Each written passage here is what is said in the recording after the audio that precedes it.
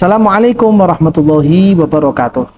Alhamdulillah, salatu wassalamu ala rasulillah Sayyidina Muhammad ibn Abdillah wa ala alihi wa sahbihi wa man walah. Amma ba'du, para pemirsa, para pengikut dan para pecinta channel YouTube MZT Malang Raya, alhamdulillah kita masih diberikan kesempatan oleh Allah Subhanahu wa taala untuk bisa melanjutkan kajian-kajian kita, melanjutkan pembahasan-pembahasan kita, yang mana pembahasan kita pada kesempatan kali ini masih melanjutkan hal-hal yang berkaitan dengan ila, yang mana seperti apa pengertian ila itu sendiri telah kita bahas pada video yang sebelumnya.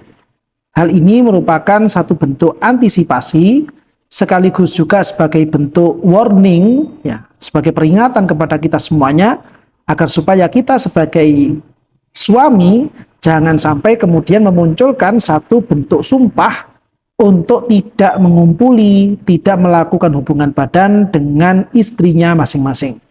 Karena hal yang seperti itu merupakan satu tindakan yang diharamkan oleh Allah Subhanahu wa taala, dan sebagian ulama menyatakan ini termasuk dosa-dosa besar, dan sebagian ulama yang lain menyatakan ini adalah dosa-dosa kecil, namun termasuk dosa kecil yang berat. Sehingga dari situ kita berupaya dan meminta pertolongan kepada Allah Subhanahu wa taala, jangan sampai kegiatan yang seperti itu, tindakan-tindakan dan sikap-sikap yang seperti itu muncul dari kita semuanya sebagai seorang suami. Namun jika seandainya ini kemudian terjadi, kejadian ini muncul dari lesannya seorang suami, maka di situ akan ada ketentuan-ketentuan hukum yang harus dipatuhi, ada ketentuan hukum yang harus dijalani sebagai bentuk konsekuensi dia melakukan sumpah untuk tidak melakukan hubungan badan dengan istrinya.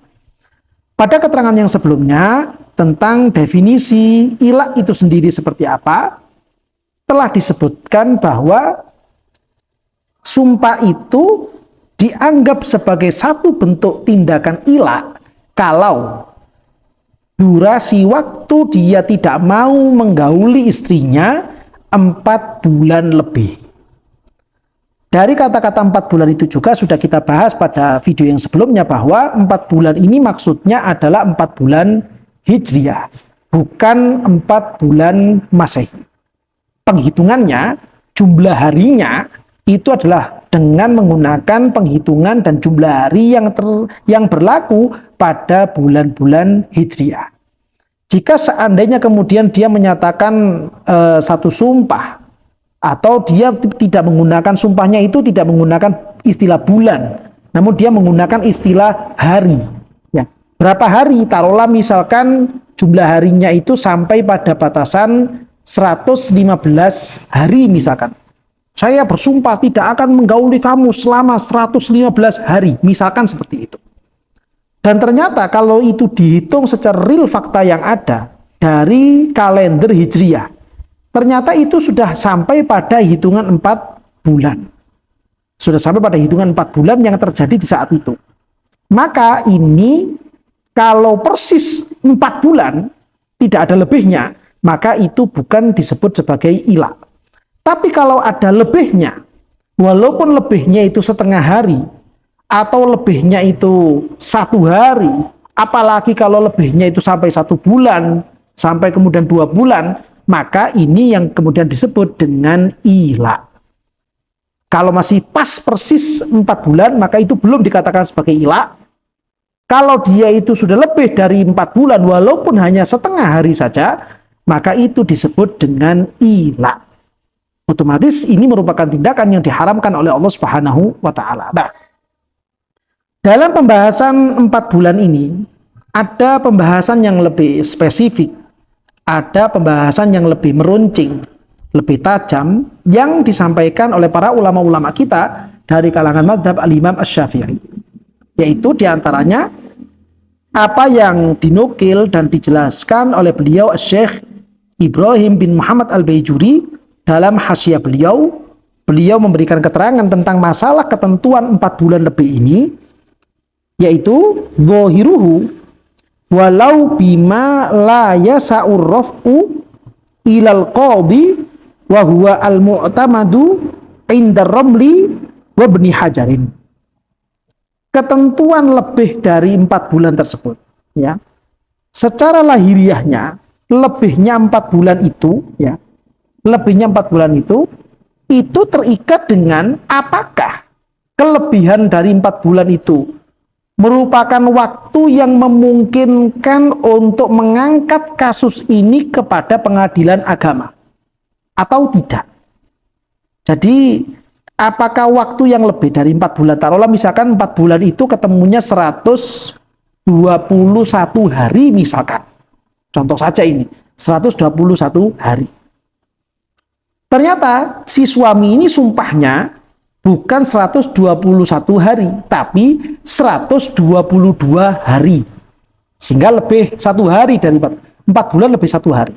Kira-kira 1 hari ini, apakah waktu 1 hari ini merupakan waktu yang cukup untuk mengangkat kasus ini kepada pengadilan agama? Kenapa kok kemudian kasus ini dianggap sebagai bentuk tindakan yang perlu diangkat kepada pengadilan agama? Karena nanti ke belakangnya bentuk konsekuensi kedua ketika muncul tindakan ilak dari seorang suami, si suami itu nanti akan diperintahkan oleh si hakim, ya, oleh hakimnya Kementerian Agama untuk memilih antara 2 hal.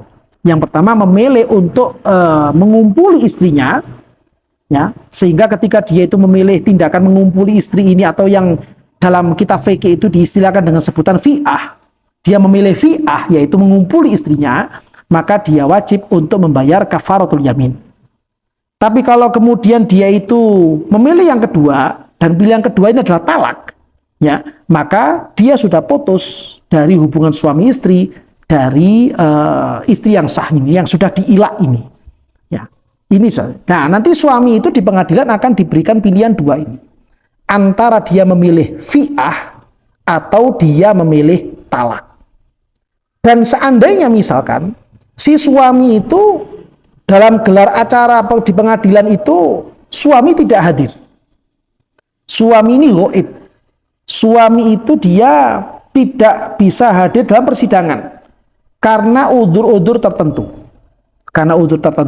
lalu kemudian tidak bisa datang, sehingga kemudian dari ketidakhadiran ini hakimlah kemudian yang secara sah mengambil alih keputusan talaknya, ya, gara-gara si suami itu tidak hadir. Yang kemudian kalau istilah sekarang itu hal seperti ini termasuk salah satu dari bentuk gambaran putusan cerai dari hakim dengan metode fresh tag. Ini salah satu gambarannya seperti ini. Apakah boleh nanti hakim itu memunculkan talak kepada si istri gara-gara suaminya itu tidak hadir, yang mana ketidakhadiran suami ini karena hal-hal tertentu yang nanti akan kita bahas juga dalam pembahasan masalah ilah ini. Ini yang menjadikan pentingnya mengangkat kasus ilak dalam satu rumah tangga kepada pengadilan. Sehingga kemudian ini menjadi pembahasan penting dalam kasus masalah ilak sebagai bentuk konsekuensi ke belakangnya. Apakah lebihnya dari 40 hari ini merupakan waktu yang cukup untuk mengangkat kasus ilak yang terjadi pada rumah tangganya si suami kepada pengadilan atau tidak cukup? Menurut pandangan Al-Imam Ibnu Hajar Al-Haytami, demikian juga menurut pandangan Al-Imam Romli As-Shaghir, beliau menyatakan waktu atau durasi waktu untuk mengangkat kepada pengadilan ini dianggap hal yang berbeda. Sehingga keengganan seorang suami untuk tidak melakukan hubungan badan dengan istrinya, ketika keengganan itu lebih dari 4 bulan hijriah, walaupun lebihnya itu hanya 1 hari, maka ini sudah sah sebagai bentuk ilak, tanpa memperhitungkan apakah kemudian lebihnya ini merupakan waktu yang cukup untuk melaporkan peristiwa ini kepada pengadilan agama atau tidak cukup. Ini menurut pandangan dari beliau Syekh Ibnu Hajar Al-Haytami, demikian juga menurut beliau Syekh Romli As-Shaghir. Namun kemudian berbeda dengan pandangan ulama yang lainnya, yaitu dalam hal ini adalah Al-Imam Az-Ziyadi dan juga Al-Imam Ibn Qasim. Beliau memiliki pandangan yang berbeda. Yang mana hal ini juga diterangkan oleh Syekh Ibrahim Al-Baijuri. Beliau menyatakan wa'tamada Asy-Syaikhu Az-Ziyadiyu wa Ibnu Qasimin annahu la budda an yakuna fauqa arba'ati ashhurin bima yumkinu fihi raf'u ilal qadhi. Durasi waktu yang tadi itu harus lebih dari 4 hari supaya dia itu bisa dikatakan sebagai tindakan ilah. Lebihnya dari 4 bulan ini, ya, lebihnya dari 4 bulan ini merupakan waktu yang cukup untuk mengangkat kasus tersebut, mendaftarkannya kepada pengadilan agama. Kalau seandainya waktu lebih dari 4 bulan itu merupakan waktu yang tidak cukup untuk melaporkan peristiwa ini ke pengadilan agama, mendaftarkannya di pengadilan agama, tidak cukup misalkan, maka ini tidak bisa dianggap sebagai ilah. Karena ini merupakan satu tindakan yang dianggap masih persis 4 bulan. Contoh misalkan si suami itu bersumpah kepada istrinya untuk tidak menggauli istrinya selama 4 bulan lebih setengah hari misalkan, atau 4 bulan lebih 1 hari misalkan. Yang mana lebih 4 bulannya yang berupa setengah hari atau 1 hari itu merupakan waktu yang tidak memungkinkan bagi suaminya atau bagi istrinya melaporkan peristiwa ini dan mendaftarkannya kepada pengadilan. Tidak memungkinkan. Karena mungkin misalkan ya di hari-hari yang lebihnya itu setelah 4 bulan lalu kemudian masuk pada hari yang bulan kelima pertama, hari kelima dari bulan yang kelima, si istri ini misalkan dalam kondisi sakit atau itu bertepatan hari Minggu misalkan, yang kemudian ini tidak memungkinkan untuk melaporkan peristiwa yang dia alami ini lapor kepada pihak pengadilan agama, tidak memungkinkan. Ya, ketika tidak memungkinkan seperti ini, maka ini dianggap sebagai waktu yang tidak bisa dijadikan sebagai bentuk ilah. Ini hanya sebatas idzak kepada siapa namanya si istri. Tapi kalau seandainya waktu yang lebih dari 4 bulan ini, taruh lebihnya ini misalkan 1 minggu misalkan, jadi 4 bulan lebih 1 minggu. Yang mana waktu 1 minggu ini, durasi 1 minggu ini, merupakan waktu yang secara normal, ya itu merupakan waktu yang cukup untuk melaporkan peristiwa yang ada di rumah tangganya kepada pengadilan agama. Ketika seperti itu, merupakan waktu yang cukup seperti ini, maka ini sah sebagai bentuk ilah. Kenapa demikian? Karena beliau berdua ini, Syekh Az-Ziyadi dan juga Syekh Ibn Qasim, memandang bahwa pelaporan kasus ini kepada pengadilan agama merupakan satu tindakan yang dibutuhkan dalam satu bentuk tindakan ilah. Sehingga ketika melaporkan kepada qadhi ini membutuhkan waktu, maka ini penghitungan waktu untuk laporan ini juga masuk terhitung kepada 4 bulan lebih dari peristiwa ilah tersebut, dari sumpah yang dimunculkan oleh si suami. Oleh karena itu beliau kemudian menyatakan wa alaihi fala ya'sam fima idza kana zaidu ala arba'ati ashhurin la yasa'u raf'u il qadhi ismal ila'i wa in kana ya'samu ismal idai.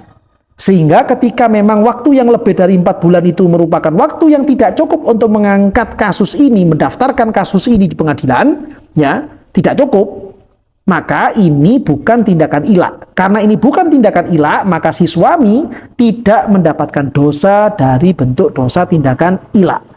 Namun walaupun dia tidak mendapatkan dosa dari tindakan ilah, si suami tetap mendapatkan dosa karena dia melakukan idza, melakukan tindakan yang menyakitkan kepada si istri.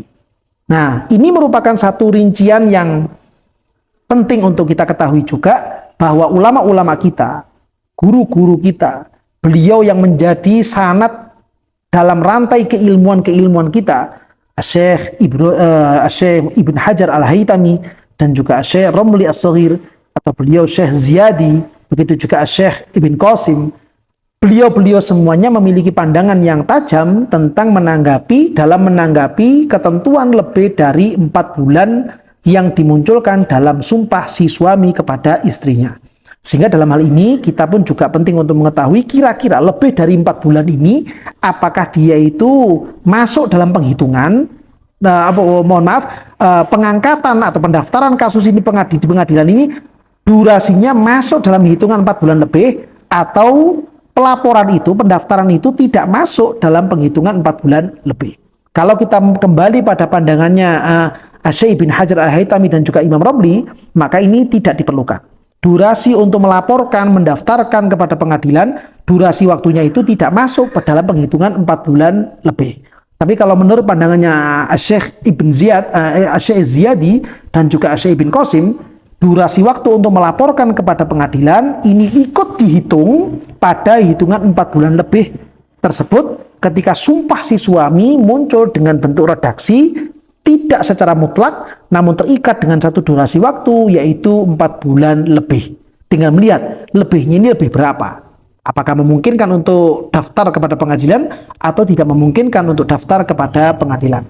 Nah, inilah kiranya keterangan tambahan sekaligus juga keterangan susulan dari video yang sebelumnya. Mudah-mudahan dari apa yang disampaikan oleh para ulama-ulama kita, guru-guru kita semuanya, bisa memberikan keberkahan kepada kita semua, bisa memberikan kegambelangan kepada kita semua, dan barangkali mungkin ada keterangan-keterangan dari kami yang kurang jelas, atau mungkin ada pertanyaan-pertanyaan susulan, maka bisa Anda sampaikan melalui kolom komentar atau melalui nomor admin yang telah tertera pada layar YouTube Anda. Mudah-mudahan kita semuanya, keluarga kita semua, anak-anak kita semua senantiasa dijaga oleh Allah Subhanahu wa taala dari segala bentuk hal yang tidak baik, dan mudah-mudahan kita, keluarga kita, anak-anak kita, guru-guru kita semuanya mudah-mudahan senantiasa diarahkan oleh Allah Subhanahu wa taala kepada hal-hal yang indah, hal-hal yang menyenangkan, dan itu semua bisa mendatangkan ridho dari Allah Subhanahu wa taala dan juga bisa menyenangkan hati kekasih kita, hati kebanggaan kita, hati idola kita, yaitu baginda Nabi besar Muhammad sallallahu alaihi wasallam. Amin ya rabbal alamin.